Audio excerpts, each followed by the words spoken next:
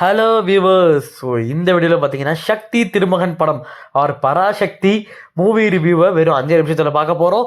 So let's get into the review without any delay. So இந்த படத்தோட கதை என்ன அப்படின்னு கேட்டிங்கன்னா, நம்ம படத்தோட ஹீரோ விஜய் ஆண்டனியும் அவரோட அம்மாவும் பார்த்தீங்கன்னா சின்ன வயசில் ஒரு 1989 பார்த்தீங்கன்னா அவங்க 2 பேரும் பார்த்தீங்கன்னா பிழைக்கிறதுக்காக என்ன பண்ணிகிட்டு இருக்கலாம் அப்படின்னு சொல்லிட்டு அவங்க யோசிச்சுட்டு இருக்கிற தருவாயில் பார்த்தீங்கன்னா ஒரு குரூப் ஆஃப் ஒரு கேங் ஆஃப் பாய்ஸ் பார்த்தீங்கன்னா அவங்க அம்மாவை பார்த்தீங்கன்னா ரேப் பண்ணி அவங்கள கொண்டுறாங்க. அண்ட் அதை கொன்னது மட்டும் இல்லாமல் அது ஒரு சூசைட் மாதிரியும் பார்த்தீங்கன்னா செட்டப் பண்ணி வச்சிடுறாங்க. அண்டு இதை போலீஸ்காரங்க பார்த்தீங்கன்னா இன்வெஸ்டிகேட் பண்ணலாம் அப்படின்னு வரும்போது பார்த்தா மேலிடத்துலேருந்து போலீஸ்காரங்களுக்கு ப்ரெஷர் வருது. இதை நீ சூசைடாக தான் நீ வந்து செட்டப் பண்ணணும், இது ஒரு சூசைடாக தான் கடைசி வரைக்கும் இது தெரியணும். ஸோ அந்த குழந்தையும் பார்த்தீங்கன்னா நீ கொன்று அப்படின்னு சொல்லிட்டு ஒரு மேலிடத்துலேருந்து ப்ரெஷரும் வருது. அண்ட் போலீஸ்காரங்களால வேறு என்ன பண்ண முடியும், சரின்னு சொல்லிட்டு அந்த அம்மாவையும் பார்த்தீங்கன்னா சூசைட் மாதிரி செட்டப் பண்ணிட்டாங்க. ஆனால் அந்த குழந்தைய மட்டும் கொல்லாமல் ஒரு குப்பை தொட்டி பக்கத்தில் பார்த்தீங்கன்னா விட்டுட்டு போயிடுறாங்க. இந்த குழந்தை எப்படியோ பொழைச்சி வரட்டும் அப்படின்னு சொல்லிட்டு விட்டுட்டு போயிடுறாங்க. அந்த குழந்தைனால அதுக்கப்புறம் வந்த பிரச்சனைகள் என்னென்னலாம், அண்ட் அந்த குழந்தை அந்த அம்மாவை கொண்டதுக்காக எடுத்த ரிவெஞ்ச் என்ன அப்படிங்கிறது தான் இந்த மொத்த படத்தோட கதையுமே. So let's get into the positives and negatives without any delay. So முதல் பாசிட்டிவாக எனக்கு பட்டது அப்படின்னு கேட்டிங்கன்னா இந்த படத்தோட கேஸ்ட். ஸோ கேஸ்ட்டில் பார்த்தீங்கன்னா விஜய் ஆண்டனி ஆகட்டும் அண்ட் மற்ற கேஸ்ட் ஆகட்டும் எல்லாருமே பார்த்தீங்கன்னா ஓரளவுக்கு எந்த அளவுக்கு நீட்டாக பண்ண முடியுமோ அந்தளவுக்கு அவங்க ப்ரெசன்ஸை பார்த்தீங்கன்னா நல்லாவே பண்ணியிருக்காங்க. விஜய் ஆண்டனி பார்த்தீங்கன்னா மற்ற படங்களை விட இந்த படத்தில் இன்னுமே மெச்சூர்டாகவும் கொஞ்சம் மெத்தட் ஆக்டிங்கும் பார்த்தீங்கன்னா நல்லாவே பர்ஃபெக்டாகவே பண்ணியிருக்காரு அப்படிங்கிறதுல எந்த ஒரு மாற்ற கருத்துமே கிடையாது. அண்டு செகண்ட் பாசிட்டிவ் எனக்கு பட்டது இந்த படத்தோட ரைட்டிங். ஏன்னா ரைட்டிங் பார்த்தீங்கன்னா இப்போ விஜய் ஆண்டனி அவர்களோட ரீசன்ட் மூவிஸ் நீங்கள் எது எடுத்து பார்த்தாலுமே ரைட்டிங்கில் அந்த படம் பார்த்தீங்கன்னா கொஞ்சம் வீக்காக தான் இருக்கும். அவரோட எல்லா படமும் எடுத்திங்கன்னா ரொம்ப வித்தியாசமாக தான் இருக்கும். அந்த ஒவ்வொரு கதையும் பார்த்தீங்கன்னா ஓரளவுக்கு வித்தியாசமாக தான் இருக்கும்.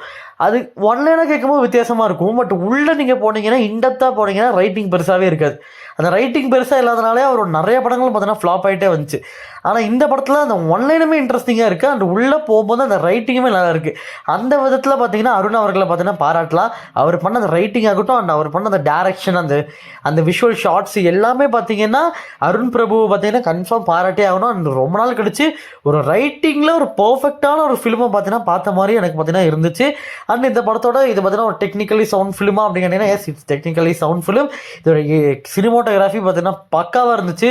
ரொம்ப பார்த்தீங்கன்னா பயங்கரமாக பார்த்தீங்கன்னா அட்ராக்டிவாக இருந்துச்சு சினிமோட்டோகிராஃபி ஒவ்வொரு விஷுவல்ஸுமே. அண்ட் ரொம்ப முக்கியமாக இந்த படத்தில் எடிட்டிங்கு கிட்டத்தட்ட ரொம்ப நிறைய ஷார்ட்ஸ் எடுத்திருப்பாங்கன்னு நினைக்கிறேன். அது ரொம்ப கட் டவுன் பண்ணி எந்த அளவுக்கு ஷார்ட் பண்ண முடியுமோ அந்த அளவுக்கு அதை ஷார்ட் பண்ணி அதை கொண்டு வந்த எடிட்டருக்கு உண்மையாக சொல்லணும் ரொம்ப ரொம்ப பாராட்டுக்கள். அண்டு அது நான் நெகட்டிவ்ல கொஞ்சம் பேசுகிறேன்.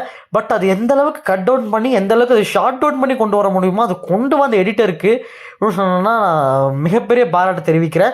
அண்ட் அவரோட ஸ்கில்ஸுமே இதில் தெரியுது. ஏன்னா கிட்டத்தட்ட ஒரு 3 மணி நேரம் கிட்ட ஷார்ட்ஸ் போயிருக்குன்னு நினைக்கிறேன். அதை கட் டவுன் பண்ணி ஒரு 2.5 மணி நேரத்துக்கு படத்தை கொண்டு வரணும்னா ஐ திங்க் ஸோ இட்ஸ் ஒரு அப்ரிஷியேட்டபுளாக தான் ஒரு விஷயமாக தான் நான் பார்க்குறேன். ஸோ நீங்கள் எப்படி பார்க்குறீங்கிறத கமெண்ட் பாக்ஸில் படம் பார்த்துட்டு வந்ததுக்கப்புறம் ஒரு கமெண்ட் பண்ணுங்கள். ஸோ மியூசிக்குமே பார்த்தீங்கன்னா ஓரளவுக்கு டீசெண்டாக தான் இருந்துச்சு. ரொம்ப குறை சொல்கிற மாதிரிலாம் இல்லை. மியூசிக்கும் பார்த்தீங்கன்னா நல்லா டீசெண்டாக தான் இருந்துச்சு. அப்போ okay, writing okay, caste okay, cinematography okay, editing okay, music okay, எல்லாமே ஓகேனா அப்போ என்ன தான் மிஸ்டேக் அப்படின்னு கேட்டிங்கன்னா அந்த எடிட்டிங் தான் கொஞ்சம் மிஸ்டேக்கு. ஏன்னா இந்த படம் பார்த்தீங்கன்னா உங்களுக்கு ஸ்டார்டிங் எல்லா படமும் பார்த்தீங்கன்னா எப்படி இருக்கும், ஸ்டார்டிங்லேருந்தே போகும்போது கொஞ்சம் ஸ்லோவாக அப்படியே ஆரம்பிக்கும், அதுக்கப்புறம் போக பிக்கப் ஆயிடும். அந்த மாதிரி தான் நம்ம ரீசெண்ட் டைம்ஸில் நிறைய படம் பார்த்துட்டு இருக்கோம். ஆனால் இந்த படம் ஆரம்பித்த வேகத்துலேருந்து ஒரு முடிகிற வரைக்கும் பார்த்தீங்கன்னா அடுத்த சொல்லிட்டு பயங்கர வேகமாக எப்படி சொல்கிறது, பயங்கர ரேசியாக போயிட்டுருக்கு. அப்படி போகும்போது it's not a problem, but it's a problem. அதாவது இப்போது நிறைய படங்கள் பார்த்தவங்களோ இல்லாட்டி பார்த்தீங்கன்னா எனக்கு இந்த மாதிரி ரேசி ஃபிலிம்ஸ்லாம் பிடிக்கும், இந்த ஹரி அவர்களோட படம்லாம் எனக்கு ரொம்ப பிடிக்கும், நிறைய பார்ப்பேன், அப்படிப்பட்ட ஆட்களுக்கு பரவாயில்ல. பட் ஒரு நார்மல் ஆடியன்ஸுக்கு இந்த மாதிரி ஒரு ரேசி ஸ்க்ரீன் பிளே செட் ஆகுமா? இது ஸ்க்ரீன் பிளேவை விட ஐ திங்க் ஸோ இது எடிட்டிங்கில் தான் ஐ திங்க் ஸோ எனி ப்ராப்ளமாக இல்லை என்னன்னு தெரில. பட் அது அடுத்துன்னு சொல்லிட்டு ரொம்ப ஃபாஸ்ட்டாக போகிறதுனால போன சீனை நம்ம பார்த்தீங்கன்னா முடிக்கிறதுக்குள்ளே இந்த சீன் வந்துடுது, இந்த சீனை நம்ம ப்ராசஸ் பண்ணி முடிக்கிறதுக்குள்ளே அடுத்த சீன் வந்துடுது. அப்படிங்கும்போது ஸோ ரொம்பவே பார்த்தீங்கன்னா எப்படி சொல்கிறது வித்தியாசமாக தான் இருக்குது.